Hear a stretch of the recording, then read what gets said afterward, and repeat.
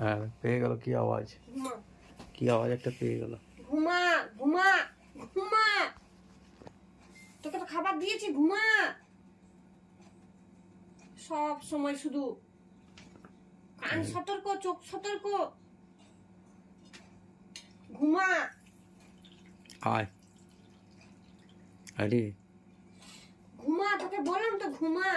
তোকে সন্ধ্যাবেলায় খেতে দিলাম, ঘুমোবার আগে খেতে দিলাম, যে হ্যাঁ ও ঘুমাবে, খেতে দিয়ে দি। ঘুমা।